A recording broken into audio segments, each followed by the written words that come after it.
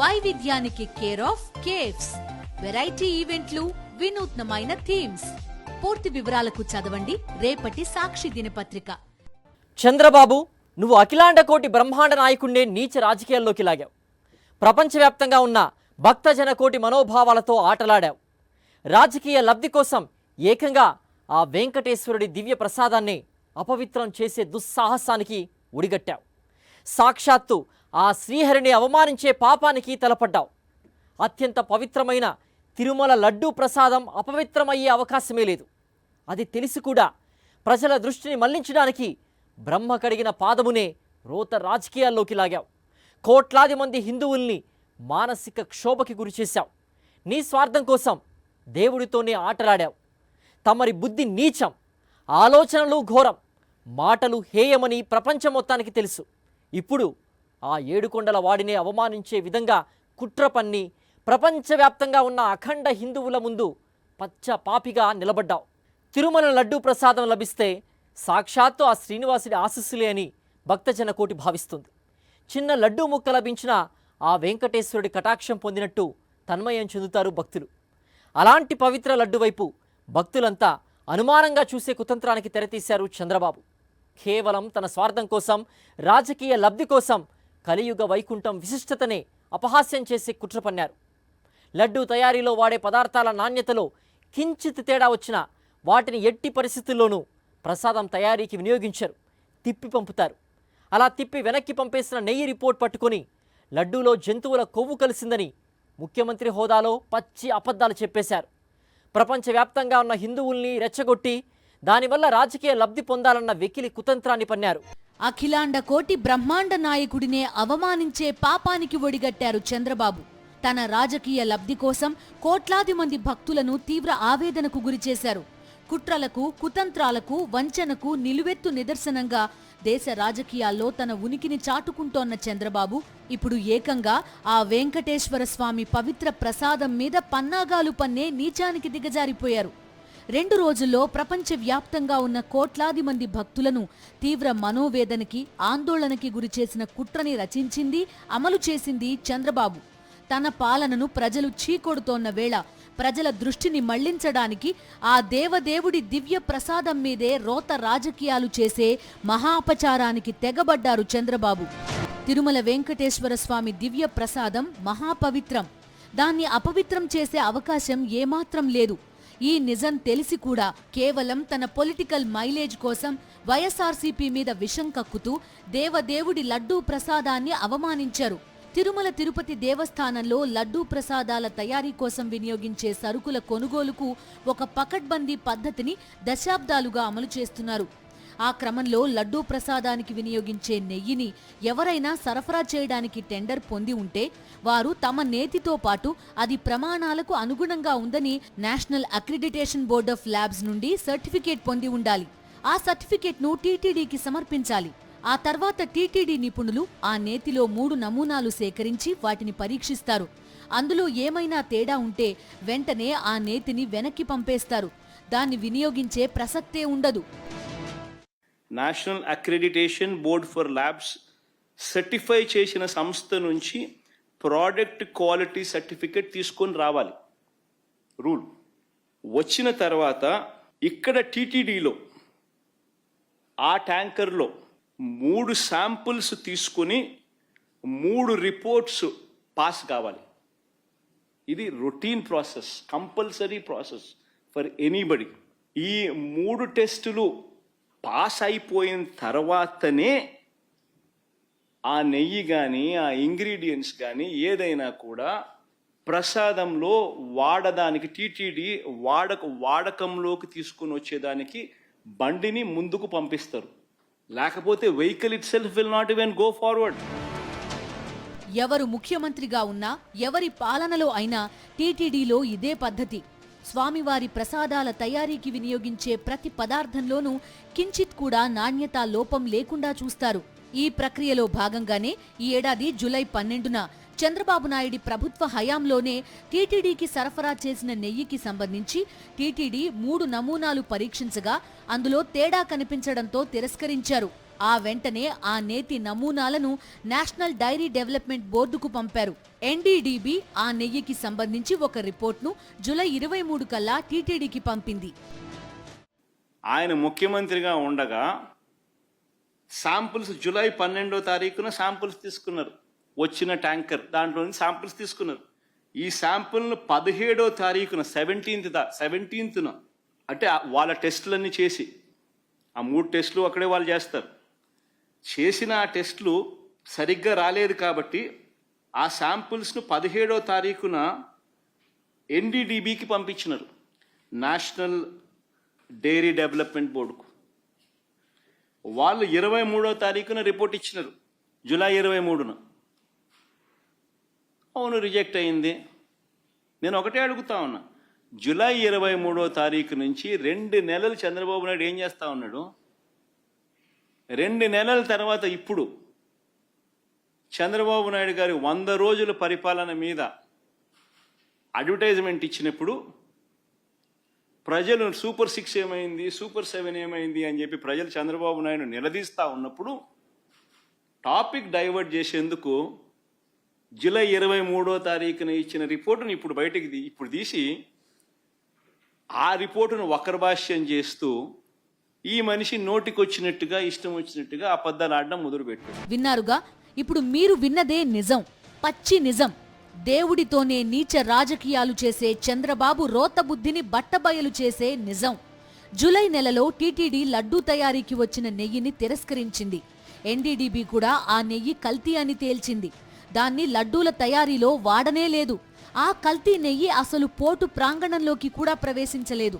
అయితే చంద్రబాబు మాత్రం టీటీడీ తిరస్కరించిన నెయ్యి రిపోర్ట్ని పట్టుకుని ఆ శ్రీనివాసుడి లడ్డూల్లో జంతువుల కొవ్వు వాడారు అని విష ప్రచారం చేసేశారు. దేవదేవుడి ప్రసాదం మీదే విషం కక్కేశారు. రాజకీయ లబ్ధి కోసం ఎంత నీచానికైనా దిగజారుతానని మరోసారి నిరూపించారు. ఏకంగా చంద్రబాబు నాయుడు గారు అనే వ్యక్తి నాసిరకమైన పదార్థాలు వాడేశారని, అనిమల్ ఫ్యాట్ గీకు బదులు కూడా వాడేశారని, లడ్లు తయారైనాయని భక్తులు తినేశారని, ఎంతటి దారుణమైన అబద్ధాలు ఆడడం ధర్మమేనా అని అడుగుతా ఉన్నా. దైవభక్తి లేదు, పాప భీతి లేదు. ఎంత దుర్మార్గమైన బుద్ధి లేకపోతే, ఎంత రాక్షస స్వభావం లేకపోతే, ఎంత పైశాచిక ఆలోచనలు లేకపోతే తిరస్కరించిన నెయ్యి రిపోర్టు పట్టుకుని తిరుమల లడ్డూలో జంతువుల కొవ్వు వాడారని కొవ్వెక్కిన వ్యాఖ్యలు చేస్తారు. మనసు నిండా ఎంత క్రూరత్వం ఉండకపోతే కోట్లాది మంది భక్తుల ఉసురు పోగేసుకుంటారు. ఎన్డీడీబీ ఇచ్చిన రిపోర్టుపై ప్రభుత్వ అధికారులు కానీ టీటీడీ కానీ ఎలాంటి వివరణ ఇవ్వకముందే ఆ రిపోర్టును తెలుగుదేశం పార్టీ కార్యాలయంలో పచ్చ నేతలు విడుదల చేశారు. తిరుమల లడ్డూపై చంద్రబాబు ఎంత దుర్మార్గమైన రాజకీయం చేస్తున్నారో అర్థం చేసుకోవడానికి ఈ ఒక్క వాస్తవం చాలు. National dairy development board report July 23 అంటే 2 months బిఫోర్ రిపోర్ట్ వస్తే ఏ అధికారి వివరణ ఇవ్వకుండానే 2 నెలల తర్వాత టీడీపీ ఆఫీస్లో, తెలుగుదేశం పార్టీ ఆఫీస్లో ఆ రిపోర్ట్ రిలీజ్ చేస్తారండి.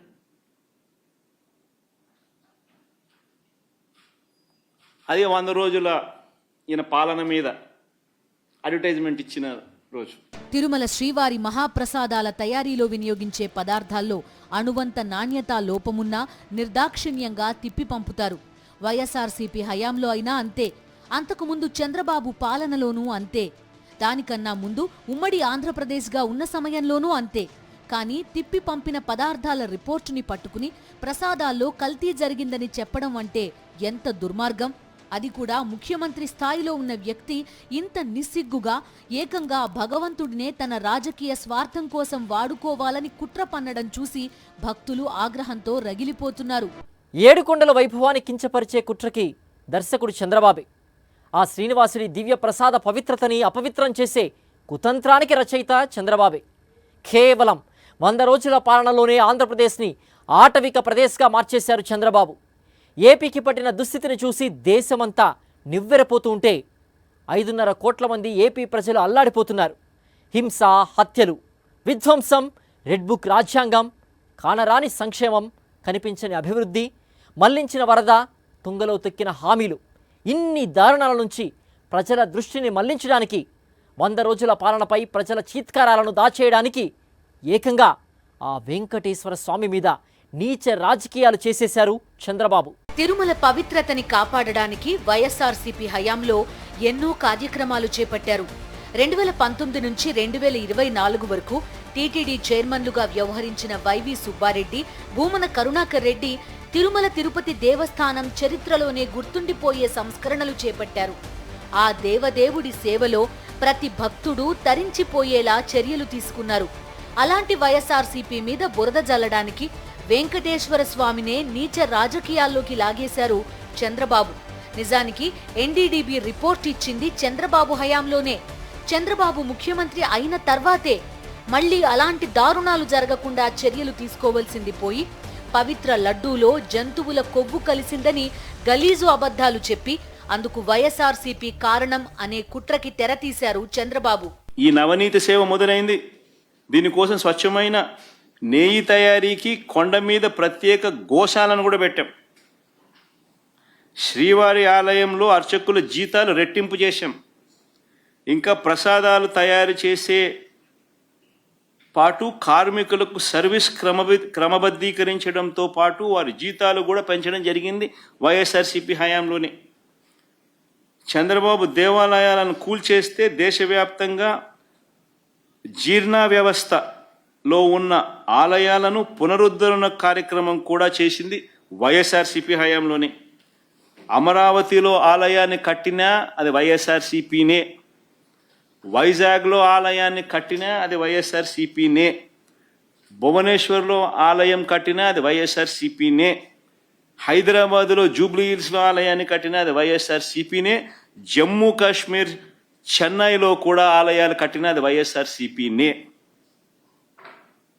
ఇవన్నీ కట్టింది వైఎస్ఆర్సీపీ హయాంలోనే, చంద్రబాబు హయాంలో కాదు.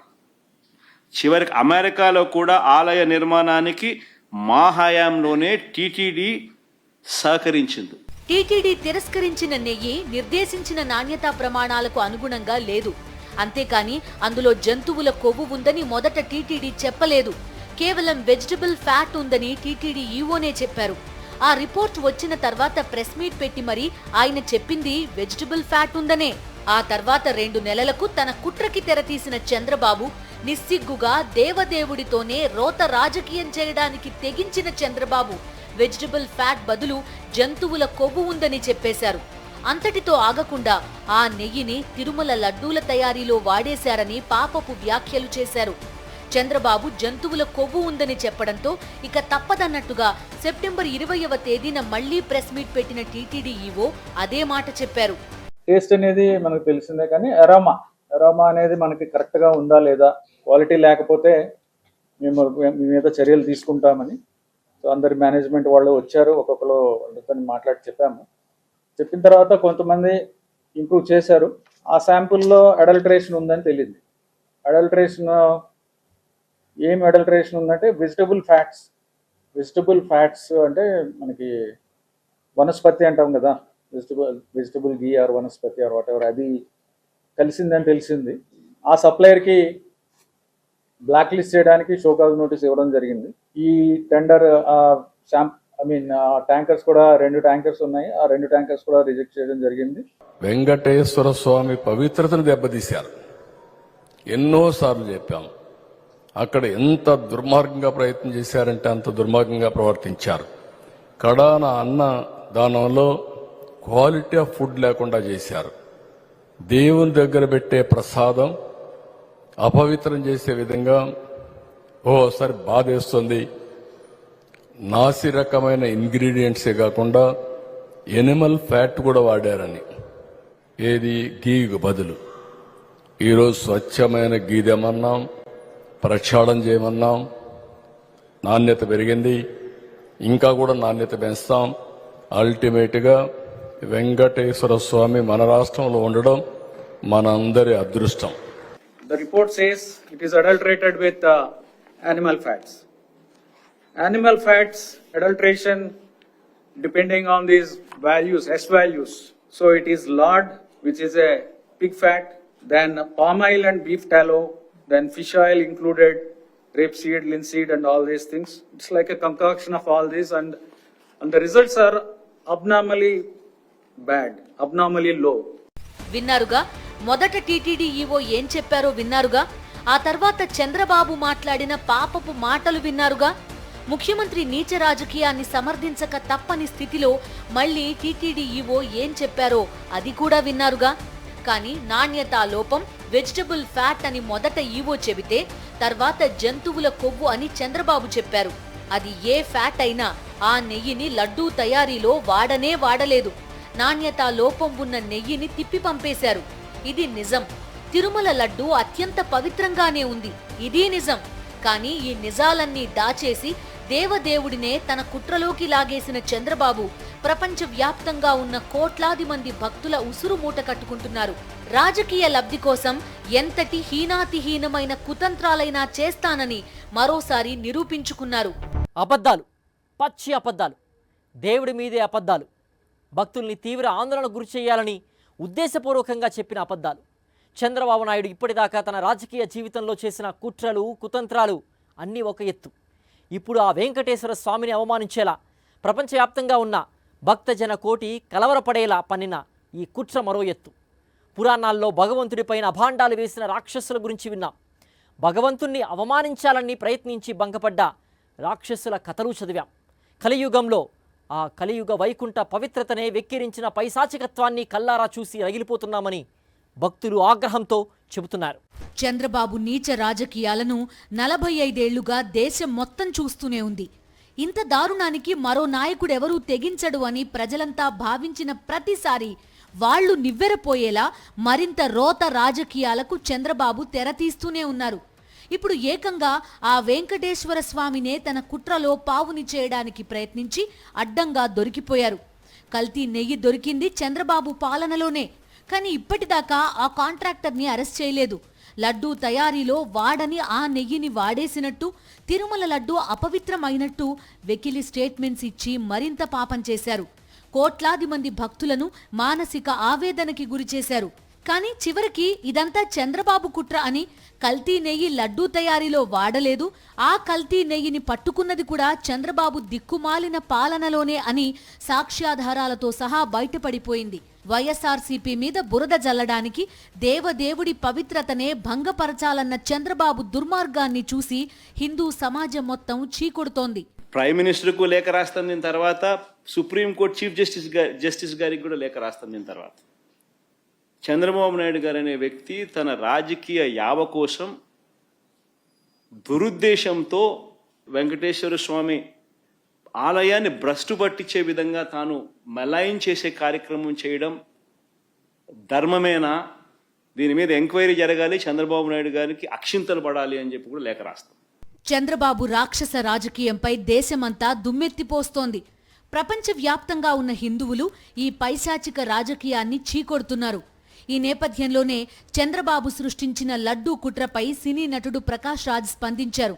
పవన్ కళ్యాణ్ని ఉద్దేశించి ప్రకాష్ రాజ్ చేసిన పోస్ట్ ఇప్పుడు చర్చనీయాంశంగా మారింది. మీరు డిప్యూటీ సీఎంగా ఉన్న రాష్ట్రంలో ఇది జరిగింది. దోషులను కనిపెట్టి కఠినంగా శిక్షించండి. దేశంలో ఇప్పటికే మనకు తగినంత మతపరమైన ఉద్రిక్తతలు ఉన్నాయంటూ చురకలు వేశారు. 100 రోజులు చంద్రబాబు ముఖ్యమంత్రిగా ప్రమాణ స్వీకారం చేసి కేవలం 100 రోజులైంది. ఇంత తక్కువ సమయంలోనే ఆంధ్రప్రదేశ్ని ఆటవిక ప్రదేశ్గా మార్చేశారు. తన దగాకోరు విధానాలతో అన్ని రకాలుగా ఏపీని భ్రష్టు పట్టిస్తున్నారు. ప్రజల ఉసురు పోసుకుంటున్నారు. ఆ చీత్కారాల నుంచి తప్పించుకోవడానికి ఏకంగా భగవంతుడి చుట్టూనే కుట్రలు, కుతంత్రాలు పన్నేశారు. 3 నెలల్లోనే ఇన్ని దారుణాలు చేసిన చంద్రబాబు ఇకపై ఇంకెన్ని చేస్తారో అని 5.5 కోట్ల మంది ఏపీ ప్రజలు అల్లాడిపోతున్నారు.